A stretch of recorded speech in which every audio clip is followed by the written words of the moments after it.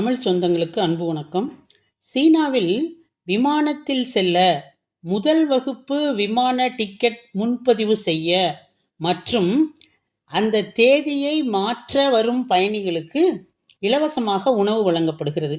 மேலும் முன்பதிவு செய்த பயணச்சீட்டின் தேதியை மாற்றிக்கொள்ள எந்தவித கட்டணமும் இல்லை. இந்நிலையில் ஹியான் விமான நிலையத்தில் ஈஸ்டர்ன் சைனா ஏர்லைன்ஸ் நிறுவனத்தில் தன்னுடைய பயணத்தை முன்பதிவு செய்த ஒரு முதியவர் அங்குள்ள முக்கிய பிரமுகர்கள் பகுதிக்கு, அதாவது விஐபி பகுதிக்கு சென்று தினமும் இலவச உணவை சாப்பிட்டு வந்திருக்கிறார். இவ்வாறு கடந்த ஓராண்டில் மட்டும் 300 முறை அவர் இவ்வாறு செய்துள்ளார். ஒவ்வொரு நாளும் அங்கு வேலை செய்யக்கூடிய உதவியாளர்கள் மாறி மாறி வருவதனால் அவர்களால் மிக எளிதில் அவரை அடையாளம் கண்டுகொள்ள முடியவில்லை. இதே நாடகம் அப்படியே ஒரு வருடம் தொடர்ந்திருக்கிறது. இவ்வாறு நூதன முறையில் தன் பயணச்சீட்டை கால நீட்டிப்பு செய்த அந்த செயலினை பற்றி விரிவாக அறிந்து கொள்ள உங்களை விரைந்து அழைக்கிறது மௌனத்தின் சப்தங்கள்.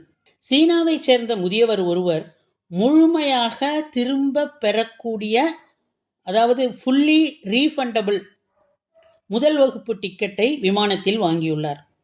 முதல் வகுப்பு பயணியாக இருப்பதனால் விஐபி லவுஞ்சை பயன்படுத்தி இலவச உணவினை சாப்பிட்டுவிட்டு பின் தன் பயண தேதியை சுமார் 300 முறை ஓராண்டுக்கு மேலாக மாற்றி மாற்றி இலவச பல்வேறு வகையான உணவையை சாப்பிட்டிருக்கிறார். விமான நிறுவனம் இந்த வினோதமான உணவு மோசடியை, ஃபுட் ஸ்கேம் என்று சொல்லக்கூடிய அந்த மோசடியை தற்போதுதான் கண்டுபிடித்திருக்கிறது. இது ஒரு தனிநபர் செய்த தந்திரம். பொதுவாக சீனாவில் உள்ள உள்நாட்டு விமானங்களில் டொமெஸ்டிக் ஃப்ளைட்டில் 3 மணி நேர பயணங்களுக்கு சிற்றுண்டியும் 4 to 6 மணி நேர பயணங்களுக்கு உணவு சேவையும் இலவசமாக அளிக்கப்படுகிறது. இந்த உணவு மோசடி அம்பலமான பிறகு விமானத்துறையே அதிர்ச்சியில் உறைந்து இருக்கிறது. அனைவரையும் இச்செயல் திகைப்பில் ஆழ்த்தியுள்ளது.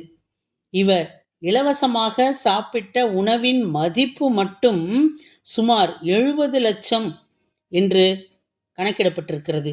ஒரு விசித்திரமான சம்பவத்தில் இவர் அந்நாட்டிலுள்ள ஒரு விமான நிலையத்தின் விஐபி ஓய்வறையில் இலவசமாக உணவு உண்பதற்காக முதல் வகுப்பு விமான டிக்கெட்டை வாங்கி அதனை 300 முறை மீண்டும் முன்பதிவு செய்திருக்கிறார்.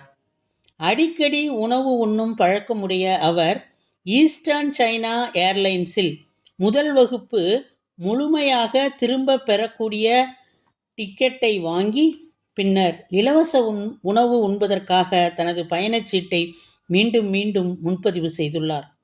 பெரும் பணக்காரர்கள் இலவசமாக உணவு உண்ணும் சியான் சர்வதேச விமான நிலையத்தின் விஐபி ஓய்வறைக்குள் நுழைவதற்காக அவர் அந்த பயணச்சீட்டை பயன்படுத்தியிருக்கிறார் என்று மலேசியாவின் சீன மொழி செய்தித்தாளான குவாங்வா இட் ஓவில் வெளியான ஒரு அறிக்கை குறிப்பிடுகிறது.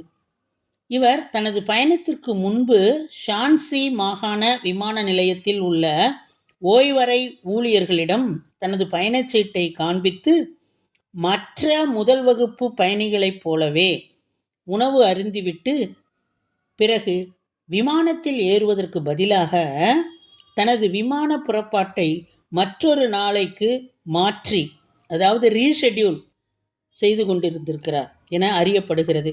அடுத்த நாள் அவர் வரும்போது திருத்தப்பட்ட தேதிக்கான புதிதாக வழங்கப்பட்ட பயணச்சீட்டுடன் மீண்டும் வந்து எப்போதும் போல உணவு அருந்திவிட்டு மறுபடியும் தனது பயணச்சீட்டு தேதியை மாற்றுவார் என்று அறியப்படுகிறது. இவ்வாறு மீண்டும் மீண்டும் அவர் செய்து வந்திருக்கிறார். ஒரு வருடத்தில் அவரது ஒரே பயணச்சீட்டு 300 முறை மீண்டும் மீண்டும் முன்பதிவு செய்யப்பட்டதை அறிந்த ஈஸ்டர்ன் சைனா ஏர்லைன்ஸ் ஊழியர்கள் சமீபத்தில்தான் அந்த நபரின் திட்டத்தை கண்டுபிடித்திருக்கிறார்கள். அடிக்கடி உணவு உண்பவரை தடுக்க தங்களால் எதுவும் செய்ய முடியாது என்று விமான நிறுவன அதிகாரிகள் ஒப்புக்கொண்டதாக நியூயார்க் டெய்லி நியூஸ் செய்தி வெளியிட்டிருக்கிறது. அந்த விமான நிறுவனத்தின் செய்தி தொடர்பாளர் இதனை ஒரு அரிதான செயல் என்று குறிப்பிட்டுள்ளார். இலவசமாக உணவு உண்ட அந்த முதியவர் இறுதியில் தனது விமான டிக்கெட்டின் முழு தொகையையும் திரும்ப பெற்றுக்கொண்டார். அதனை பணமாக்கி திரும்பி பெற்றுக்கொண்டது அவருடைய திறமையா அல்லது நம்முடைய விதிமுறைகளில் இருக்கக்கூடிய ஒரு லூப் ஹோலா என்பது அனைவருக்கும் சந்தேகமாகத்தான் இருக்கிறது. இது விதிமுறைகளுக்கு முரணானது அல்ல என்பதனால் எந்தவித சட்ட நடவடிக்கையும் எடுப்பது சாத்தியம் இல்லை என விமான நிலைய அதிகாரிகள் ஒப்புக்கொண்டதாக நியூயார்க் டெய்லி நியூஸ் செய்தி வெளியிட்டுள்ளது. ஒருவரை ஏமாற்றுதல் என்பது அவ்வளவு எளிதான காரியம் அல்ல, ஒரு சிறந்த காரியமும் அல்ல. இதனை வஞ்சகம், கபடம், மர்மம், சூழ்ச்சி மற்றும் தந்திரம் என்று பல்வேறு வார்த்தைகளில் நாம் குறிப்பிடலாம். ஏமாற்றுபவர்களை துரோகி, வஞ்சகன், பாதகன், வேடதாரி மற்றும் மோசக்காரன் என்று பல்வேறு முறையில் அழைப்பார்கள். சிலரை பல நாள் ஏமாற்றலாம், பலரை சில நாள் ஏமாற்றலாம். ஆனால் எல்லோரையும் எல்லா நேரத்திலும் ஏமாற்ற முடியாது என்பதுதான் உண்மை. அந்த வகையில் பெயர் வெளியிட விரும்பாத இந்த முதியவர் இச்செயலினை செய்தது உண்மையிலேயே அவருடைய வயதுக்கேற்ற ஒரு செயல் அல்ல. தலைகுனிவாக வெட்கப்பட வேண்டிய, வருத்தப்பட வேண்டிய ஒரு செயல் என்பதில் எந்தவித ஐயமும் இல்லை என்று கூறிக்கொண்டு உம்மிடமிருந்து விடைபெறுவது உங்களுடைய அன்பு தோழி கீதா.